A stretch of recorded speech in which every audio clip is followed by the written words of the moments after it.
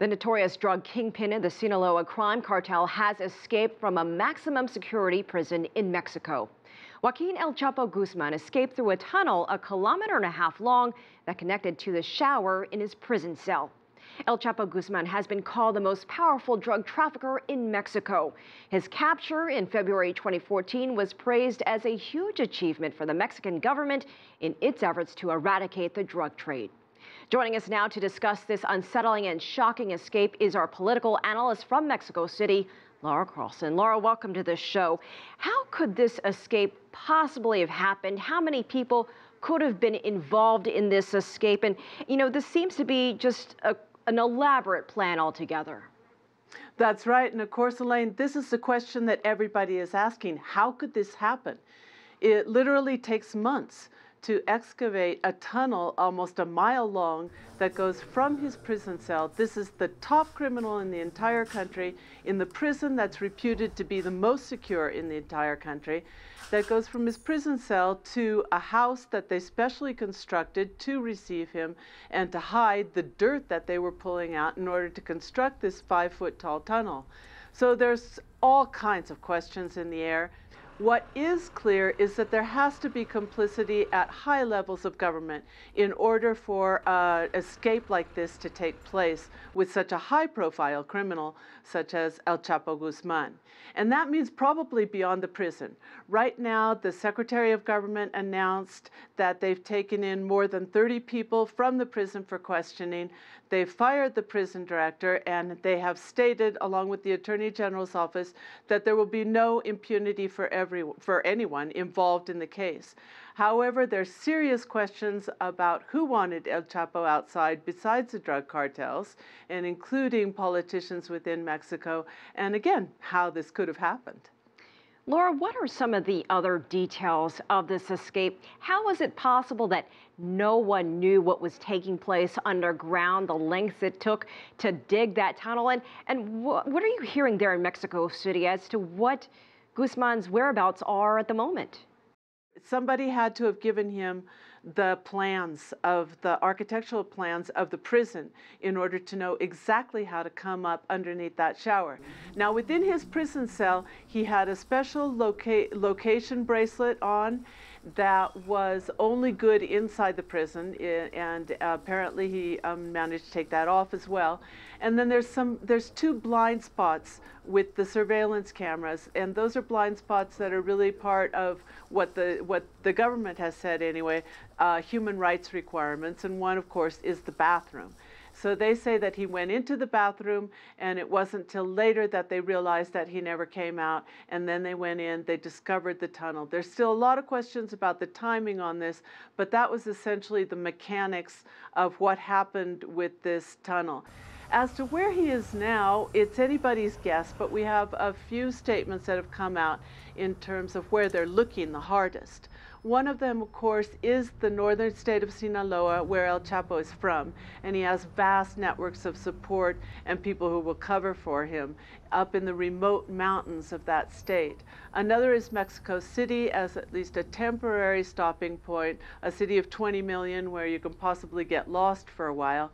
And then there's been a special notification put out for the countries of Guatemala and Belize. The Sinaloa cartel has always had, or especially in recent years, presence within Central America, so this would indicate to us that they're looking closely at those. The Interpol has a general alert out, and the United States, of course, has begun to tighten up the border as well, just in case he tries to escape into the United States.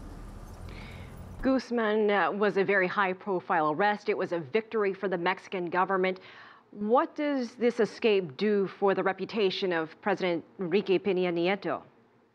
Well, it's absolutely devastating, because in February of 2014, last year, when El Chapo was captured, it was a vindication of his image. It was a major plus in terms of his international image and the sense of him as a real president within the country after a lot of questions that arose when he was first elected.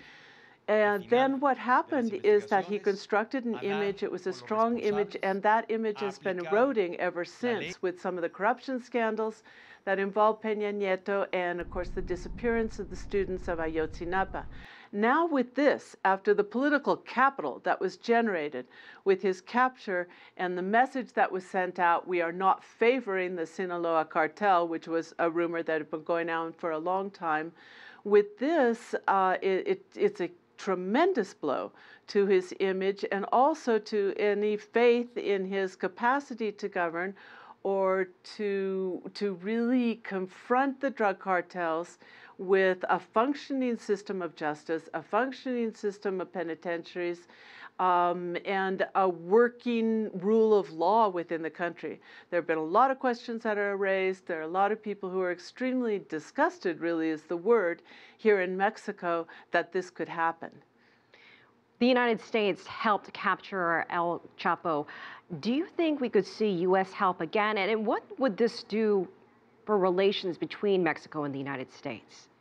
Well, Elaine, that's a good question because there's some debate on that issue. They were very involved in the original capture, and they're very involved in most of what's called the kingpin strategy here in Mexico, which is in fact a strategy imported from the United States, which focuses on going after these drug lords with the idea that if you take out the head, you can decimate the cartel itself. That didn't necessarily happen in this case in which we saw El Chapo inside the penitentiary. The Sinaloa cartel is still strong. It's rumored to have some conflicts in terms of leadership, which is probably one of the reasons that they really wanted to have El Chapo out. And as far as the relationship, the Secretary of Government, Miguel Osorio Chong, came out and said, we're not going to change anything in terms of our cooperation and collaboration with the United States.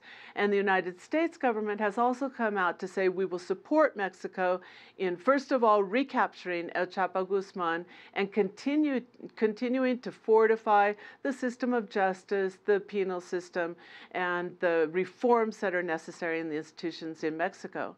Laura, could this escape translate into more violence in Mexico? Is there any fear or concern of retribution? Yes, there's a lot of concern, and it's basically destabilizing on two fronts. First of all, in the realm of the drug cartels, with El Chapo out, that means that the Sinaloa cartel is going to attempt to take back territory that it may have lost to other drug cartels that took advantage of its relative weakness in the leadership chain to expand their territory into regions where the Sinaloa cartel formerly held sway. There's also another side of the coin, and that is that it's possible that we could see a reduction in violence. If the Sinaloa cartel is able to reconsolidate its territory and its leadership among cartels, it could put in line some of these cartels that are even more violent within the local communities and more of a threat to public safety in the past. So both possibilities exist, and Mexico will really be holding its breath to figure out which one becomes the case and what does happen after El Chapo is free. Laura Carlsen, thank you so much for joining us here on Americas Now.